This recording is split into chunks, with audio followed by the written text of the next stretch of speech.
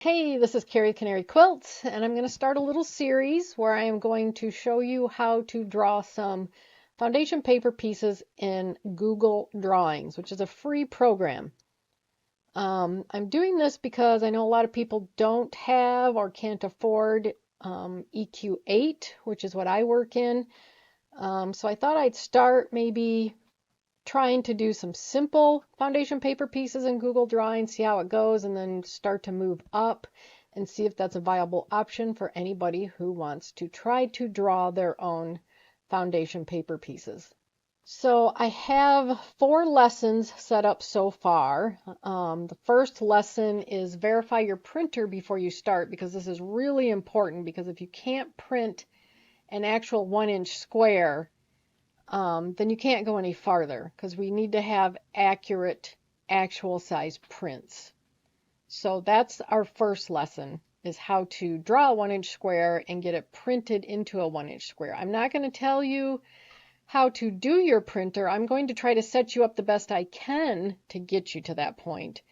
But beyond that point, if you can't get a 1-inch square, then it's probably your printer or something like that. And I can't do anything there. But I will try to get you to the point that you can get a 1-inch square.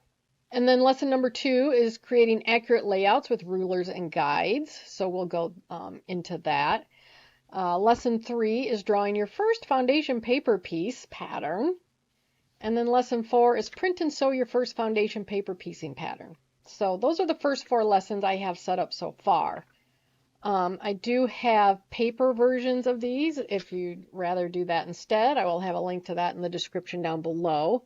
But if you're interested, you can hit the subscribe button, notification bell, and you get to see this series and all the other fun stuff we're doing. I'm doing this in conjunction with my Farmer's Wife quilt along, because the 1920s the 1920s quilt is a sampler, and it only comes with templates, and I want foundation paper pieces. And I can do that in EQ8, but some people don't have it. So I'm just trying to figure out a way to make it accessible to everybody. And this may not be for everybody. But if you don't want to draw these out, if you watch the series, you'll probably have a better understanding of how foundation paper pieces are set up, so that if you're new to it, when you start to sew them, you'll have a little bit more knowledge. All right, anyway, this isn't going to take long, this first lesson. What we're going to do today is I'm going to show you how to open Google Drawings. I'm going to show you how to resize a page so that we have an 8.5 by 11 inch, and that's in US terms, page, letter size page, I should say. Create a 1-inch test square, export it as a PDF, print at actual size, and then verify our printer accuracy. So that's what we're going to do today. It's not going to take very long, but it is very important. This is probably the most important, because if you can't get a 1-inch square printed, then I don't know that this is a viable option to do foundation paper piece drawing. Anyway, long introduction. The rest of it's going to be not too long. So let's get started on verifying the printer so that we can start drawing our foundation paper pieces. To get started in Google Drawings, you'll just need to open your browser, whichever one you like to use. I'm using Google Chrome. And you want to type in drawings.new into the address bar. And that takes us right to Google Drawings. And if you have a Google account, up in the right-hand corner, you'll see your account, or you can sign in. And then up in the left-hand corner, you'll see where you can name the drawing, and then all the icons that we need to work with here. But what we need to do is we need to see that our printer will print at actual size. So the first thing I'm going to do is draw a 1-inch square and print it out. And if it prints 1 inch, then we can move on. So that's the first thing you have to do. If it does not print 1 inch, you need to figure out, and I can't help you with that, you'll need to figure out why, maybe some changes in printer settings or something, but I'm going to try to give you all that I can here to get it to a 1-inch printable square. All right, so the next thing we want to do is name our drawing. So we're going to go up here. I'm just going to highlight it up in the left-hand corner and type in Lesson 1 Test Square. If you have a Google Drive, it'll be saved in Google Drive, or you can make a copy of it later if you want. Okay, so it says it's saved up there. And that name shows up. All right, the next thing we want to do is resize our page. And since I am always going to be printing on an 8.5 by 11 sheet of paper, that's what I want my canvas to be, is 8.5 by 11.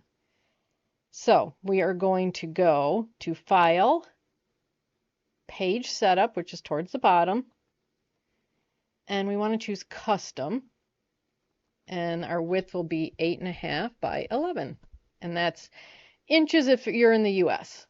All right, now my canvas is 8.5 by 11. Next step is we need to turn on the rulers and the guides. So you can see there's a ruler right up here at the top and over here on the side where that yellow dot is. We just want to make sure we can see those. So we're going to go up here to click View up in the left-hand corner and show ruler. And there is a check because it is showing the ruler. So the next thing we want to do is get some guides in here. And guides are what we will use to build against. So if we want a 1-inch square, we can build a guide that's 1-inch square and then draw it within that. And then we can move those guides. They aren't part of our drawing. But anyway, if you go to this top ruler at the top where the yellow dot is, and you right click, I guess I didn't need to right click, but I want to add a vertical guide. And it shows up right there. And then you can see that you can drag it around wherever you want. And then if we go to the left where my yellow dot is, we can add a horizontal guide. And you can add as many guides as you want. Guides act as a visual reference line that help position shapes and drawing lines accurately. Guides do not print and can be moved at any time during the design process. So if we pull down another one, and you don't have to click, you can just pull from the top and it'll pull a guide, and then pull from the left and it'll pull another guide. So you can see that if we put one on the left here, pull the other vertical one over to the 1-inch up there, push this up to 1 inch, and push this up to 1 inch. We have ourselves a 1-inch square. Now there's nothing there, that's just our guide. So now we want to make our 1-inch square. And in the icons up here in the left-hand corner, we have the shape icon. It has a circle and a rectangle there. Click that, choose a shape, and I'm just going to go right to the first one, which is a rectangle. I'm going to start. Oh, one thing you can do also is over here, where we went to shapes and rectangles, there is a zoom button. If you hit it, it gives you the little icon for zoom, and then you can just make a little square over top of it, and it zooms it right into that square, makes it bigger. So let's go back and choose our shape. I'm going to go up here to the right-hand corner and just drag it down to the bottom right corner. Sorry, that was the upper left to the bottom right, and we have ourselves a square. You can leave it blue, or you can go up here to the little fill color paint thing, make it transparent. But for this, we'll leave it blue so that we can see what we're doing. Now, the other thing you can do to see if it is 1 inch is you can go to, it's over here on the right, over where my yellow circle is. It says Format Options, or you can go up into the menu here to Format, and down here there's Format Options. I'm going to go over here. You can see that it's outlined here, or square. I'm going to go to Size and Rotation and look at width and height, and it says 1 inch for both, which is exactly what we want. So now we have built it and we verified that it is 1 inch. Now I'm going to go back to that zoom, and right next to it, it says 817%. Let's just go back to Fit to Page. And let's just add a little text that says, this square should measure exactly 1 inch. And if you want, you can move that over here. I'm going to move this down over here to the center because I am going to move my box out of the upper left-hand corner.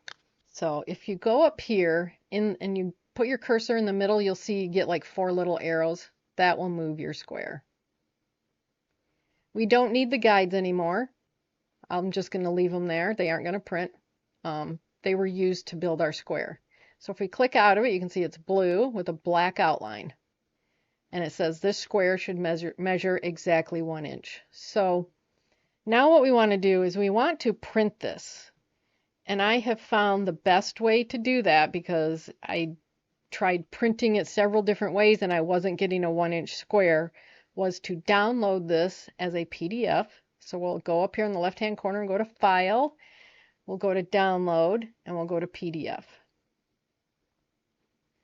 When I download things, they go to my Downloads folder.